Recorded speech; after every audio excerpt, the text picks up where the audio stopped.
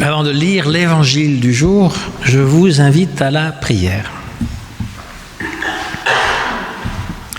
Seigneur, nous voulons être entre tes mains comme l'argile dans les mains du potier. Donne-nous ton esprit, ouvre nos cœurs et que ta parole nous façonne à l'image de ton Fils Jésus-Christ, notre Seigneur. Amen. Nous lirons donc l'évangile de Jean, versets 1 à 10, chapitre 10, 1 à 10.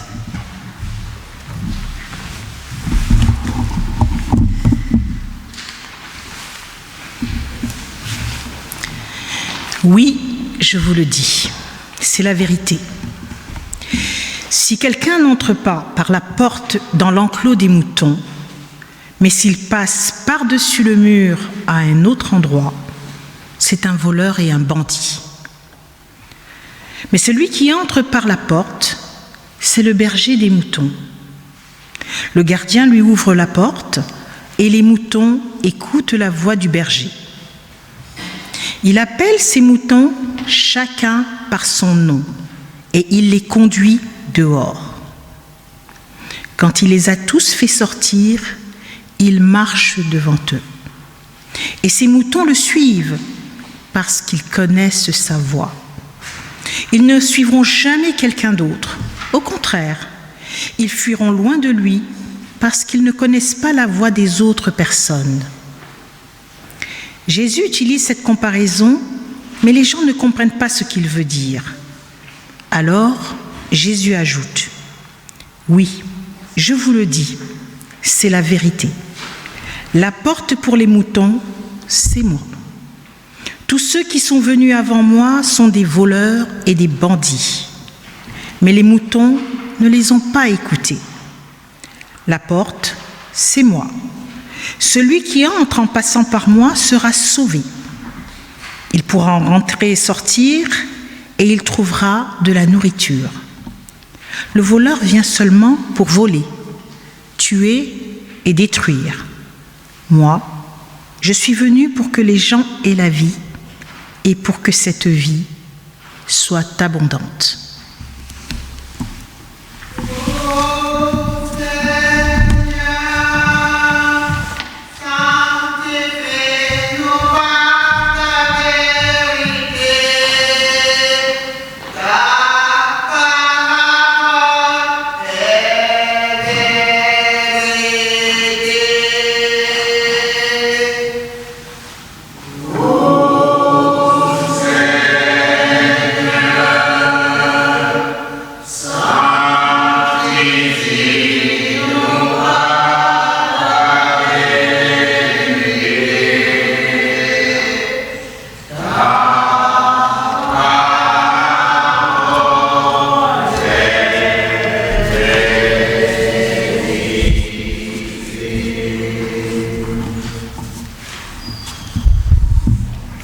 Les images de moutons, de brebis, de troupeaux sont souvent utilisées dans la Bible et elles désignent le peuple d'Israël et pour le Nouveau Testament, ce sera l'Église.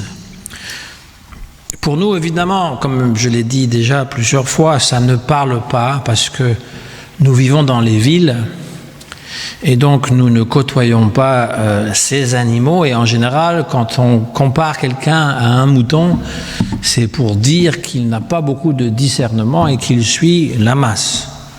Mais il faut tenir compte du contexte et de l'histoire. C'est pour ça que c'est important de lire avec intelligence, parce que la Bible a été écrite il y a 2000 ans presque, et le monde a changé. Là, nous sommes dans une communauté rurale où les gens, finalement, leur richesse, eh bien, c'est d'avoir des moutons, d'avoir des troupeaux, d'avoir une bergerie, etc. C'est pas avoir la Rolex à 40 ans et puis la voiture, etc. Et puis le dernier Samsung. Voilà, c'est pas ça. Et donc, ça leur parle. Ça leur parle. Et je ne pense pas qu'on peut prendre un autre exemple pour remplacer, disons, les moutons, les brebis, qui sont une véritable richesse pour eux. Voilà, il faut simplement le mettre dans le contexte. Et puis, il faut savoir aussi qu'en Orient, à l'époque, en tout cas, les moutons n'étaient pas enfermés dans un bâtiment, comme on le fait dans certaines fermes, mais restaient dehors, dans un enclos, qui était donc fermé par un mur, une palissade. Et il y avait une porte, évidemment, où rentraient les moutons, et où rentraient et sortaient aussi, et le berger rentre par là. Il rentre par la porte. Et nous avons donc ici l'allusion que le berger, eh bien, est celui qui guide les âmes. Et donc très souvent, nous avons la comparaison dans l'Ancien Testament des rois, des mauvais bergers. Certains prophètes dénoncent que les rois se comportent comme des mauvais bergers, ou certains prêtres aussi. Parce que c'est les deux puissances. Et d'ailleurs en Occident aussi, chrétiens, pendant très longtemps, c'était les deux grandes puissances. La puissance royale et la puissance sacerdotale, qui parfois étaient en concurrence l'une et l'autre. C'est pas pour rien que le roi d'Angleterre, lorsque le pape lui refuse un autre mariage, il dit, si c'est comme ça, le chef de l'Église, c'est moi. Donc il rassemble, il va reprendre le pouvoir que Rome avait pour dire, concentrer les deux pouvoirs. Bon, ça c'est une parenthèse. Qu'importe. Si donc on compare le mauvais berger à celui qui enferme les moutons dans une cabane, eh bien on peut comprendre cette allusion qu'on peut être enfermé au lieu d'être libéré. C'est aussi un concept, la liberté, qui peut être très vague pour beaucoup. La liberté totale n'existe pas. Même si vous allez dans une plage pour nudistes, pour faire de l'exhibitionnisme, c'est quand même une plage choisie, n'est-ce pas? Vous avez la liberté de le faire, avec d'autres qui vont le faire aussi. Et donc, ce n'est pas une liberté totale. Vous avez la liberté de ne pas travailler et toucher le RSA. Mais aujourd'hui, vous savez, il va falloir travailler pour toucher le RSA. Donc, ce n'est pas vraiment gagner. Mais disons que la liberté, c'est d'être capable de choisir les choses qui vont me faire du bien, tout en respectant les lois qui sont autour de moi. C'est ça la liberté que ça veut dire. Il y a certains pays qui ne permettent même pas cela, mais disons, c'est de ça qu'il s'agit. Et donc, les mauvais prêtres, eh bien, ils vont enfermer au lieu de libérer. Ils vont égarer le peuple au lieu d'en prendre soin. C'est le fonctionnement du temple, la confiscation d'une spiritualité et d'une démarche intérieure pour le profit. C'est pas pour rien que Jésus chasse les marchands du temple, qu'il traite les pharisiens d'hypocrites en disant « vous prétendez être très proche de Dieu et avoir le cœur sur la main, mais vous dévalisez les veuves, parce que les petites veuves qui n'avaient pas grand-chose, parce que ça aussi, il faut tenir compte de l'époque, eh bien, elles ne touchaient pas d'aide de l'État, elles devaient vivre par leurs propres moyens, et elles déposaient pieusement quelque chose dans le tronc du temple, parce qu'elles avaient ce sentiment qu'il faut entretenir le temple, et eh bien, les prêtres venaient et mettaient ça dans leur poche. En gros, c'est ce que Jésus dit. Et vous faites en apparence de belles prières, etc., mais vous méprisez les autres. Alors que le vrai berger agit en transparence, il n'a rien à cacher, il entre par la porte. Parce que le brigand, lui, il va faire le mur, il va aller au-dessus, il va donc s'accaparer les brebis. Et le vrai berger, le bon berger, donc, il rentre par la porte et il appelle les brebis ou les moutons par leur nom. Je ne sais pas si chacune a un nom. Sophie, et puis Micheline, et puis je ne sais pas si elles ont des noms propres comme ça, mais elles connaissent sa voix, elles ont confiance en lui. Et le fait d'appeler par le nom, donc ça vient nous rejoindre nous directement. Nous avons un nom. Et pour peu que nous sommes nés en France, dans une famille croyante, eh ben on a un nom même chrétien. Moi, j'en ai 2 d'ailleurs. Vous savez, Christophoros. Oui, j'en ai plus que 2, mais j'ai un nom composé qui fait que c'est un double nom. Donc Jean, ça c'est un prénom biblique évidemment. Et Christophoros, c'est la légende de celui qui était très fort et qui a porté le Christ sur ses épaules. C'est connu en Grèce. Hein. Voilà.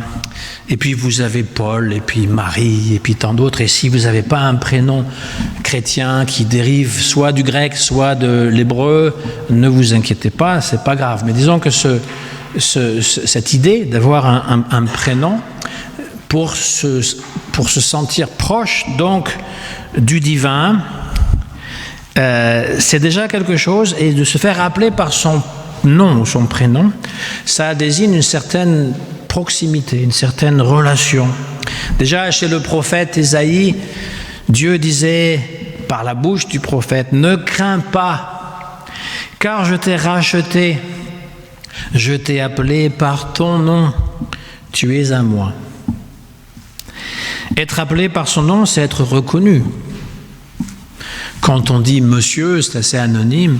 Que dire de machin, hein, machin, c'est une chose. D'ailleurs, dans la critique du capitalisme, que je trouve intéressante, c'est cette idée justement qu'avec l'argent, nous sommes graduellement transformés en choses. C'est ce que Karl Marx appelait la réification. C'est-à-dire qu'on devient une marchandise. On produit de la marchandise et on est traité comme une marchandise. Mais pour l'État, on est même un numéro fiscal, un numéro sécurité sociale. Et donc être reconnu, donc c'est une espèce de dépersonnalisation, c'est-à-dire qu'on vit dans un monde impersonnel quand c'est des numéros, quand c'est la consommation de choses, et même d'égaler l'être humain à une chose. Donc une chose, c'est interchangeable, et puis en plus c'est jetable. C'est ça l'idée derrière. Donc tout n'est pas mauvais, même chez Marx il y a quand même des belles choses. D'ailleurs, la fameuse phrase qu'on lui attribue toujours quand il dit « la religion c'est l'opium du peuple », on oublie que juste avant il disait « c'est le cri de l'opprimé », le cri dans un monde sans cœur. Il avait parfaitement compris que c'était la seule chose que pouvaient faire les gens qui se sentaient abandonnés, sans justice, sans cœur, les opprimés. Et pour lui, l'opium, c'était pas s'évader dans les rêveries. D'ailleurs, l'opium ne fait pas ça. Si jamais vous avez eu l'occasion d'avoir une opération, on vous donne de la morphine, ça vous met plutôt dans un état apaisement, etc. Ça ne vous donne pas des hallucinations. Et donc c'était pour dire que la religion, elle jouait un rôle social. Mais on a juste retenu le dernière partie pour dire que, voilà, c'est la preuve que la religion ne sert à rien. C'est juste de l'illusion. Mais ce n'est pas ce qu'il a dit. Je ferme encore la parenthèse. J'ai des parenthèses, il faut les fermer parce qu'après on est rendu là. Et donc, être appelé par son nom, c'est être reconnu, accepté, accueilli dans son être intime. C'est vrai, on m'a toujours jugé bizarre dès mon enfance parce que moi j'aime bien les échanges réels, pas superficiels. Alors plus il y a de monde, plus pour moi c'est superficiel. Ce matin on m'a demandé à 2 reprises comment j'allais. On a insisté pour dire, c'est pas on d'ailleurs. Hein. Elle a insisté pour me demander, mais comment ça va vraiment? Voilà. Et ça, déjà, moi, je trouve que c'est une relation plus juste, plus fraternelle, où on se préoccupe de l'autre, pas simplement, bon, ça va, oui, merci, puis voilà, c'est juste un truc de politesse. Et je trouve aussi important, donc, dans la mesure du possible, de traiter aussi l'autre personne plus en profondeur que de façon superficielle. Mais bon, je ne suis pas parfait et des fois je suis très superficiel aussi, n'est-ce pas? Et je ne m'en veux pas pour ça. Donc, Marie de Magdala, cette femme qui est la première à avoir vu Jésus ressuscité, au départ elle ne le reconnaît pas, elle est absorbée dans son chagrin, elle le confond avec un jardinier. Et puis il lui dit « Marie ». Et il l'appelle par son nom et tout de suite elle reconnaît Jésus. Et elle l'appelle Rabouni, c'est mon petit rabbin. Mon petit rabbin adoré. C'est comme quand Jésus appelle son père Abba. Ça, c'est devenu un groupe, mais disons que ça vient en fait de l'évangile. Abba, ça veut dire papa en fait, mais c'est vraiment un terme affectueux. Mon petit papounet. On pourrait le traduire comme ça, mais ça ferait un peu bête de le traduire. Mais ça veut dire papa, ça ne veut pas dire père. Vous m'avez fait mander, père. Non, c'est vraiment un truc affectueux.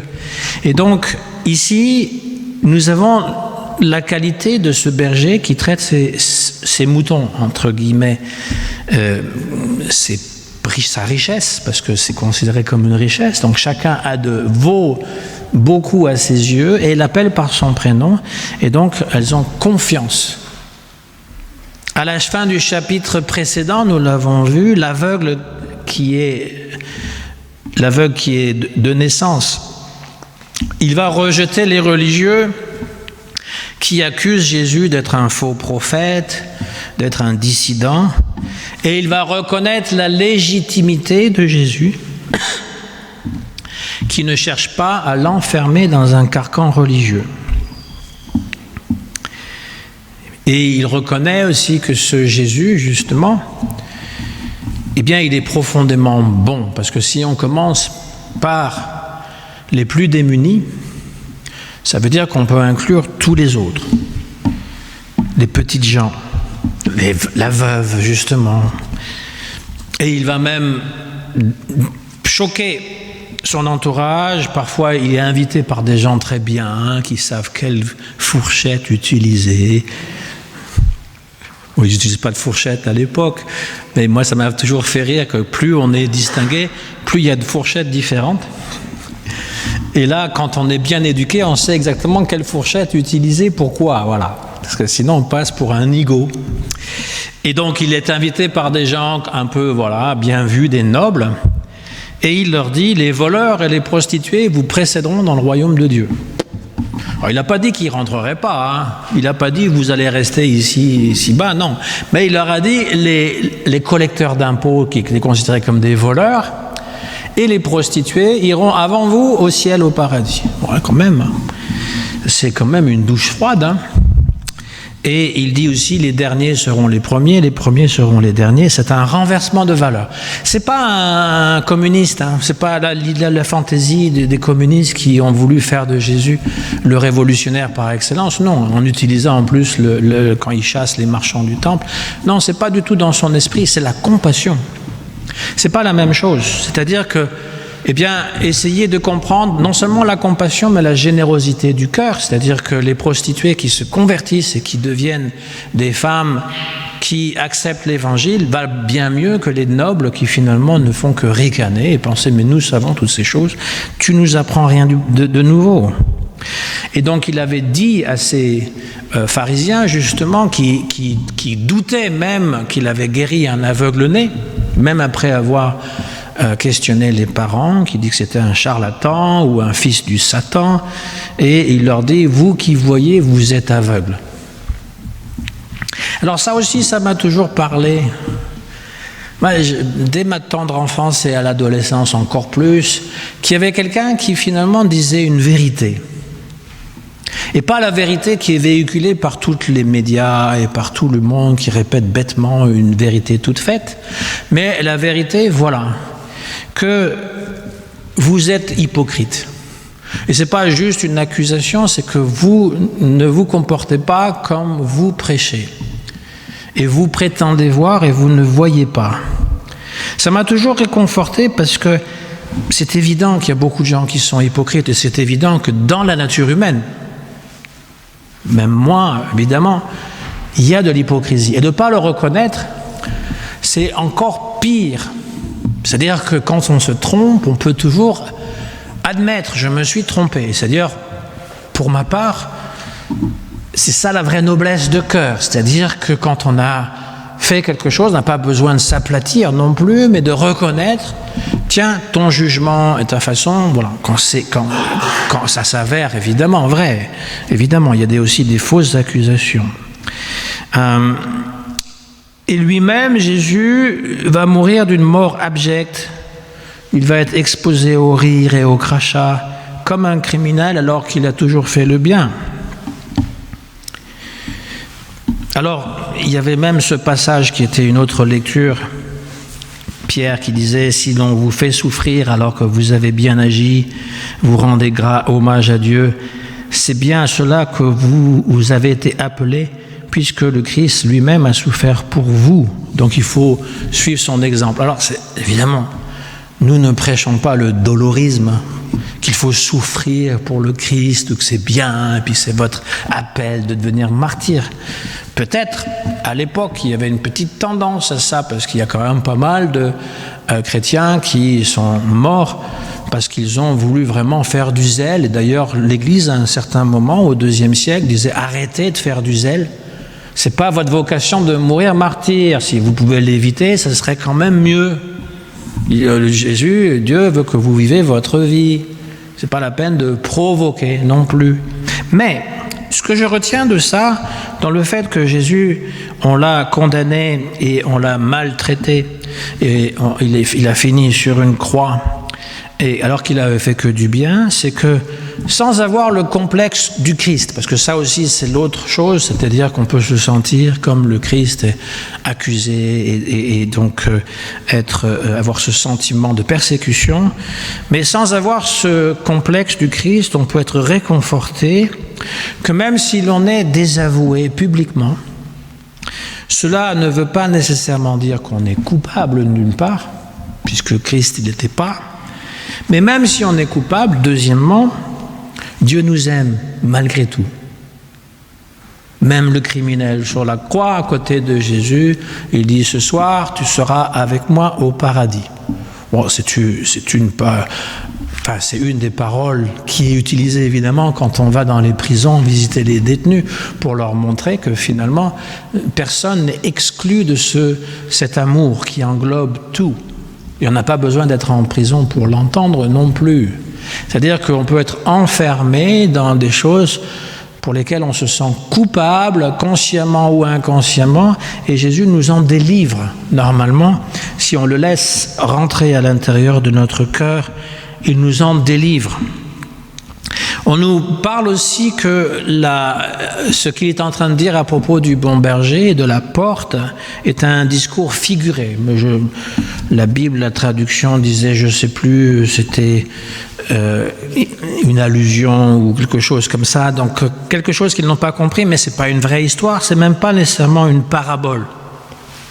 C'est plus comme une allégorie, c'est-à-dire qu'on utilise l'image d'un berger et on construit une histoire pour signifier autre chose, c'est-à-dire que le bon berger, vous l'avez compris, c'est Jésus.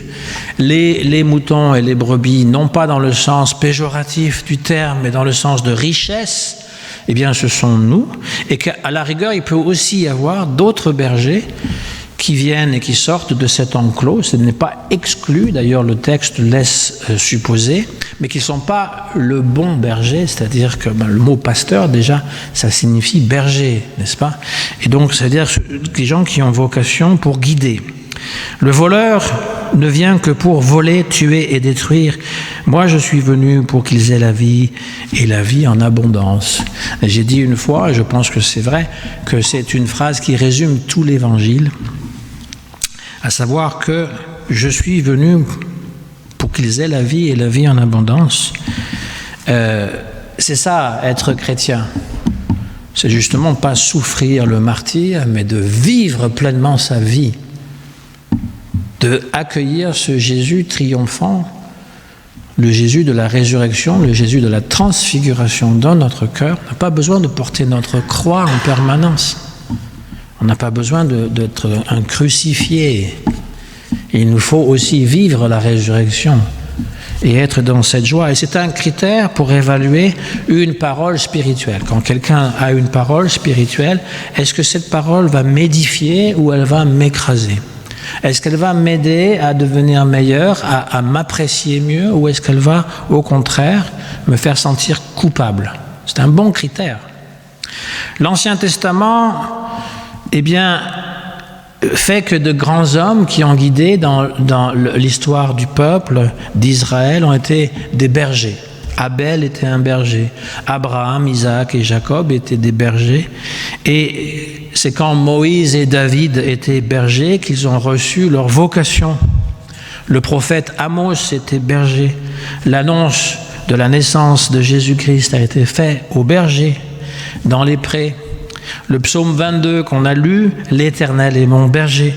Et donc, ce berger, c'est quelqu'un qui sait écouter, qui est aussi le gardien, celui qui protège, qui conduit sur les bons chemins, dans les bons pâturages. Pas des chemins escarpés de campagne où tous les moutons peuvent glisser et se tuer, pas à travers, une ville abondante comme Paris où ils peuvent se faire frapper par des voitures, et qui débouche sur un pré d'herbes vertes, pas dans un désert évidemment où il n'y a rien à manger. Ça, c'est un bon berger. Et Dieu a observé comment Moïse s'y prenait avec ses bête, et il a jugé, voilà cet homme qui s'occupe tellement bien de ses moutons qu'il sera capable de guider mon peuple. Le berger donne sa vie pour ses brebis, dit Jésus. Évidemment, les conditions peuvent être difficiles. Il y a toujours une pénibilité du travail. Je ne sais pas s'il prenait la retraite à 62 ans à l'époque, mais toujours est-il qu'il y a une pénibilité du travail d'être berger, être dehors, sous la pluie, dans le froid, avec les loups, il faut pouvoir protéger les bergers, etc. Mais Jésus non seulement tient compte de ça, mais va au-delà. Il aime ses brebis à en mourir. Aimer jusqu'à la mort, jusqu'au bout de l'amour. Il n'y a pas de plus grand sacrifice que celui qui donne sa vie pour les autres. Voilà ce que Jésus dit. C'est-à-dire et puis cette autre parabole de la brebis perdue, il va aller chercher celle qui était perdue, parce qu'il ne va pas laisser s'échapper quoi que ce soit. Et même plus tard, dans l'évangile de Jean, il dit « Tous ceux que tu m'as confiés au Père, aucun, j'en ai perdu aucun ». Ça veut dire qu'à l'époque, et encore aujourd'hui, ça représente plusieurs milliards d'individus. Si on compte qu'il y a 1 milliard juste de catholiques, c'est quand même pas mal, 1 milliard de catholiques, et donc 500 millions d'autres chrétiens, aucun n'est perdu aujourd'hui, et même autrefois, etc. Bien sûr, ça repose sur la confiance. Mais si vous entendez sa voix, au bon berger, vous avez confiance, vous allez suivre, c'est pas un problème. C'est ça. C'est ça que Jésus cherche à nous transmettre aujourd'hui. Amen.